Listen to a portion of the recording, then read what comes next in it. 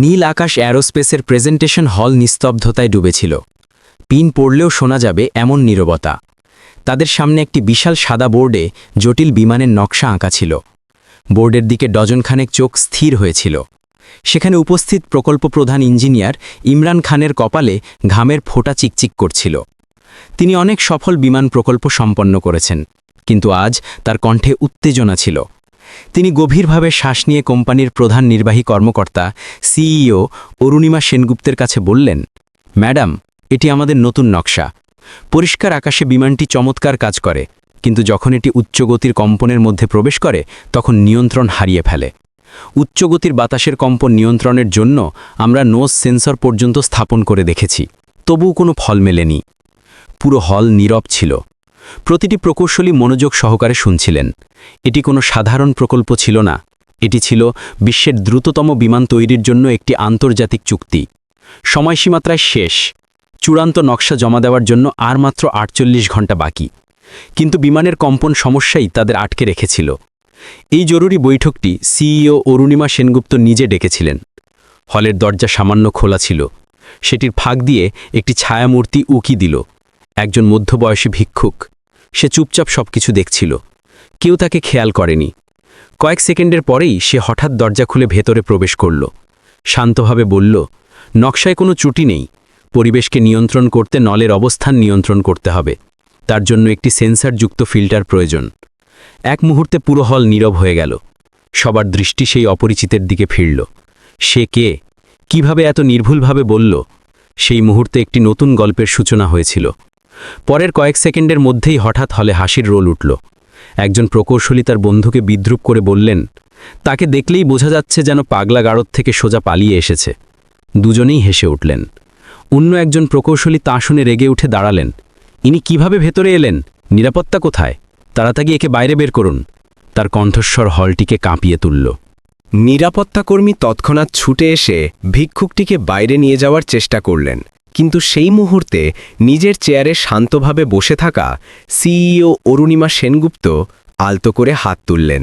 তার ইশারায় সবাই থেমে গেল। পুরো ঘরে একটি রহস্যময় নীরবতা বিরাজ করল। অরুণিমা ম্যাম তার তীক্ষ্ণ দৃষ্টি ভিক্ষুকটির ওপর নিবদ্ধ করে ধীরে ধীরে জিজ্ঞাসা করলেন, তুমি যা বললে আরেকবার বলো। ভিক্ষুকটি অবিচলভাবে দাঁড়িয়ে শান্ত ও আত্মবিশ্বাসের সাথে বলতে শুরু করল, ম্যাডাম, নকশাটি খুবই ভালো, কিন্তু পরিবেশকে নিয়ন্ত্রণ করতে হবে। সেটাকে স্থিতিশীল রাখতে নাকের অবস্থান নিয়ন্ত্রণকারী সেন্সরের সাথে একটি ফিল্টার সংযুক্ত করতে হবে। সেই কথাগুলো যখন হল জুড়ে প্রতিধ্বনিত হল, তখন মনে হচ্ছিল বাতাসও যেন থেমে গেছে। প্রত্যেকের মুখে ছিল বিস্ময়, কারো চোখে সন্দেহ, কিন্তু বেশিরভাগের মনেই আশার এক ক্ষীণ আলো ঝলকে উঠল।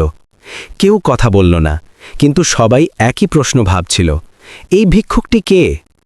অরুণিমা সেনগুপ্ত কয়েক সেকেন্ড চুপ থেকে ভাবলেন। তার মুখে একটি গভীর মনোযোগ দেখা গেল। তারপর তিনি টেবিল থেকে মার্কারটি নিয়ে ভিক্ষুকটির হাতে দিলেন। তোমার মস্তিষ্ক কি বলছে সেটা আমাকে দেখাও। তিনি ভারী কণ্ঠে বললেন, কিন্তু মনে রেখো, প্রতিটি মুহূর্ত মূল্যবান। হলটি আবার নীরবতায় ডুবে গেল। সবাই একই প্রশ্ন নিয়ে একে অপরের দিকে তাকালো। একজন ভিক্ষুককে এত বড় সভায় সুযোগ দেওয়া হলো? ভিক্ষুকটি ধীরে ধীরে হেঁটে গিয়ে সাদা বোর্ডের সামনে দাঁড়ালো। তার হাতে মার্কার। 3টি দীর্ঘ সেকেন্ড পেরিয়ে গেল। সে সবার চোখের দিকে সরাসরি তাকালো। তারপর আস্তে করে বলতে শুরু করল, বিমানটি সামান্য কম্পন অনুভব করলেও এই নোজ অ্যাঙ্গেল সেন্সরটি অত্যন্ত সংবেদনশীল হয়ে কাজ করতে শুরু করে। তখন অটোপাইলট আতঙ্কিত হয়ে সঙ্গে সঙ্গে বিমানের নাক নিচে নামিয়ে দেয়। একই সময় পাইলট সেটিকে আবার ওপরে তোলার চেষ্টা করেন। এর ফলে একটি সংঘাত তৈরি হয়, একটি লড়াই। বিমানটি নিজেই নিজেকে প্রতিরোধ করে ঘুরতে শুরু করে। সে বোর্ডে কিছু লেখা আঁকল, সরল কিন্তু কার্যকর নকশা। কিন্তু এই সেন্সরের সাথে একটি ফিল্টার যোগ করলে এটি সঙ্গে সঙ্গে আতঙ্কিত হবে না। প্রথমে অন্যান্য সেন্সরগুলির সাথে পরামর্শ করে তারপরেই সিদ্ধান্ত নেবে। এর ফলে বিমানটি মসৃণভাবে উড়বে। পাইলট এবং সিস্টেম একসাথে কাজ করবে। তারা আর একে অপরের শত্রু থাকবে না। সবার দৃষ্টি এখন তার দিকে নিবদ্ধ ছিল। এমনকি যদি সেই মুহূর্ত থেকে কিছু অস্বাভাবিকও মনে হয়, পাইলটের বেশি নিয়ন্ত্রণ থাকবে। তিনি সঙ্গে সঙ্গে সিস্টেমকে অতিক্রম করে কাজ করতে পারবেন। সেই সময়ে সিস্টেম তার কাছ থেকে একটি শিক্ষা নেবে। প্রতিটি ঘটনার জন্য দ্রুত প্রতিক্রিয়া জানাতে হবে না, কিছু সময় শান্ত থাকাটাই সর্বোত্তম সমাধান। ভিক্ষুক রহমানের কণ্ঠস্বর ছিল নরম, কিন্তু তাতে এক অদ্ভুত আত্মবিশ্বাস লুকিয়েছিল। সে সবশেষে বলল, কখনো যদি অস্বাভাবিক কিছু ঘটে তবে পাইলটের নিয়ন্ত্রণ থাকবে। তিনি দ্রুত সিস্টেম পরিবর্তন করতে পারবেন। সিস্টেম সেই অভিজ্ঞতা থেকে শিখবে, কারণ কিছু কিছু সময়ে নীরবতাই সবচেয়ে শক্তিশালী উত্তর। সেই কথাগুলো যখন হলের দেয়ালে প্রতিধ্বনিত হতে থাকল, সেই মুহূর্তে কেউ তাকে ভিক্ষুক হিসাবে দেখছিল না, সবাই তাকে সমাধানের কণ্ঠস্বর হিসাবে শুনল। সারা হল রুদ্ধশ্বাসে স্তব্ধ হয়েছিল। প্রত্যেকের মনে একই প্রশ্ন, কে এই লোক? হল জুড়ে নীরবতা আরও গভীর হল, কিন্তু সেই নীরবতা আর সন্দেহের ছিল না, তা কৌতূহল এবং বিশ্বাসের নীরবতায় পরিণত হয়েছিল। প্রত্যেকের দৃষ্টি সাদা বোর্ডের দিকে নিবদ্ধ। প্রতিটি হৃদয়ে নতুন আশার আলো জ্বলছিল। অরুণিমা সেনগুপ্ত গভীরভাবে শ্বাস নিয়ে প্রকল্প প্রকৌশলীদের দিকে তাকিয়ে বললেন, তাড়াতাড়ি এই পরিবর্তনটি মডেলে যুক্ত করুন, সিমুলেশনটি চালান, এই ফিল্টারটি কতটা কার্যকর দেখি। প্রকৌশলীরা দ্রুত ল্যাপটপ খুলে সিমুলেশন চালু করলেন। সবার চোখ পর্দার দিকে ছিল। পর্দায় বিমানটি উচ্চ গতির বাতাসে উড়ছিল। প্রতিটি কম্পন, প্রতিটি পরিস্থিতি নিয়ন্ত্রণের মধ্যে ছিল, যেন এক জাদু। বিমান চালক এবং সিস্টেমের মধ্যেকার লড়াই শেষ হল। সেই সাধারণ ফিল্টার এবং শান্ত নিয়ন্ত্রণ সবকিছুকে মসৃণ করে রেখেছিল। পর্দায় ফলাফল ক্রমাগত উন্নত হতে থাকল। সবার চোখ বড় হয়ে গেল, তাদের হৃদয়ে আনন্দ ছড়িয়ে পড়ল। অরুণিমা ম্যাম পর্দার দিকে তাকিয়ে অবিশ্বাস্য কণ্ঠে জিজ্ঞাসা করলেন, এটি কি সত্যিই কাজ করল? সেই মুহূর্তে পুরো পর্দা সবুজ আলোয় ঝলসে উঠল। হল জুড়ে আশার আলো ছড়িয়ে পড়ল। যারা আগে সন্দেহ করেছিল তারা এখন একে অপরের দিকে তাকিয়ে হাসল। অরুণিমা সেনগুপ্তের চোখ আনন্দে উজ্জ্বল হয়ে উঠল। তিনি হঠাৎ উঠে রহমানের দিকে হেঁটে গেলেন, হাত বাড়িয়ে আবেগাপ্লুত কণ্ঠে বললেন, বন্ধু, তুমি একটি অসাধারণ কাজ করেছ। রহমান দ্বিধা নিয়ে তার হাত ধরলেন। তার পোশাক ছিল পুরনো, হাতে ছিল ময়লা, কিন্তু সেই মুহূর্তে সেগুলোর কোনো গুরুত্ব ছিল না। অরুণিমা মান দৃঢ়ভাবে তার হাত চেপে ধরে আন্তরিকতার সাথে বললেন, তুমি আমাদের কোম্পানিকে বাঁচিয়েছ। নীল আকাশ এরোস্পেস তোমাকে কখনো ভুলবে না। পুরো হল করতালি দিয়ে কেঁপে উঠল। কয়েক সেকেন্ড পর অরুণিমা সেনগুপ্ত শান্ত কণ্ঠে জিজ্ঞাসা করলেন, রহমান, এই জ্ঞান তোমার কোথা থেকে এলো? রহমান এক মুহূর্ত শান্ত থাকলেন, তারপর ধীরে ধীরে শুরু করলেন, ম্যাডাম, এই জ্ঞান বহু বছরের অভিজ্ঞতা থেকে এসেছে। আমি আমার জীবনে অনেক প্রকল্পে কাজ করেছি। প্রতিটি ব্যর্থতা, প্রতিটি সাফল্য আমাকে শিখিয়েছে আপনি যা দেখলেন তা সেই যাত্রারই ফল। হলটি আবার শান্ত হয়ে গেল। সবাই একে অপরের দিকে তাকালো। ভিক্ষুক এবং প্রযুক্তি, এটা কিভাবে সম্ভব? অরুণিমা সেনগুপ্ত ধীরে ধীরে জিজ্ঞাসা করলেন, তোমার নাম কি রহমান? তুমি কোথা থেকে এসেছ? রহমান আলতো করে মাথা তুললেন। তার চোখে ক্লান্তি আর যন্ত্রণা ভরা ছিল। ম্যাডাম, আমার নাম রহমান শুক্লা। সেই নামটি পুরো হলটিকে পাথরের মতো স্তব্ধ করে দিল। প্রকৌশলীরা হতবাক হয়ে একে অপরের দিকে তাকালেন, তাদের মুখে অবিশ্বাস। অরুণিমা সেনগুপ্ত কাঁপানো কণ্ঠে জিজ্ঞাসা করলেন, তুমিই কি সেই রহমান শুক্লা?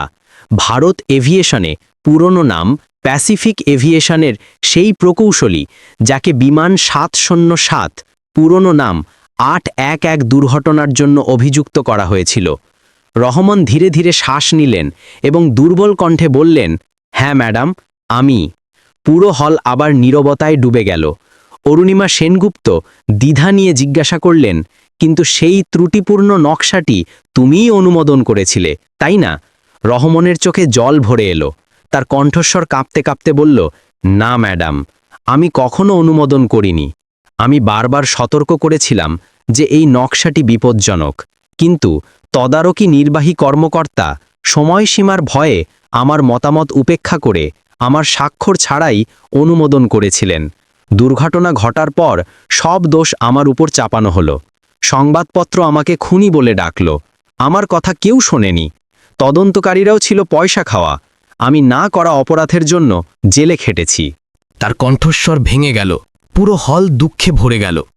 অরুণিমা সেনগুপ্ত কাঁপানো কণ্ঠে জিজ্ঞাসা করলেন, তারপর বাইরে আসার পর কেন অন্য কোনো কাজ করনি? রহমান ধীরে ধীরে শ্বাস নিয়ে বললেন, ম্যাডাম, আমি অনেক জায়গায় আবেদন করেছি, কিন্তু সেই কলঙ্কের কারণে কেউ আমাকে গ্রহণ করেনি। আমি আপনাদের কোম্পানির দরজাতেও কড়া নেড়েছিলাম, কিন্তু সেখান থেকেও আমাকে ফিরিয়ে দেওয়া হয়েছিল। তার চোখে জল গড়িয়ে পড়ল, তার কণ্ঠের যন্ত্রণা সবাইকে শান্ত করে দিল। অরুণিমা সেনগুপ্ত ধীরে ধীরে রহমানের কাঁধে হাত রাখলেন। রহমান, তুমি আজ আমাদেরকে আয়নায় দেখিয়েছ, আমরা অপরাধী, ক্ষমা করে দাও। সব প্রকৌশলী উঠে দাঁড়ালেন, তাদের চোখ নিচে নামানো। অরুণিমা সেনগুপ্ত বললেন, আমরা তোমার জীবনকে আবার শুরু করতে চাই। নীল আকাশ এয়ারোস্পেস তোমাকে জ্যেষ্ঠ প্রকল্প ব্যবস্থাপক হিসাবে নিয়োগ করছে। সেই কথাগুলো রহমানের হৃদয়কে ভেঙে দিল, তার চোখে জল চিকচিক করে উঠল। অনেক ধন্যবাদ ম্যাডাম, জীবন আমাকে এই সুযোগ আবার দেবে আমি ভাবিনি। সে হাসল, কিন্তু সেই হাসির পিছনে একটি ঝড় লুকিয়েছিল। তার চোখে উজ্জ্বলতা ছিল, কিন্তু সেই উজ্জ্বলতার পিছনে প্রতিহিংসার আগুন জ্বলছিল। সেই আগুনই ভারত এভিয়েশনকে শেষ করতে আসা পরের ঝড় হয়ে উঠব।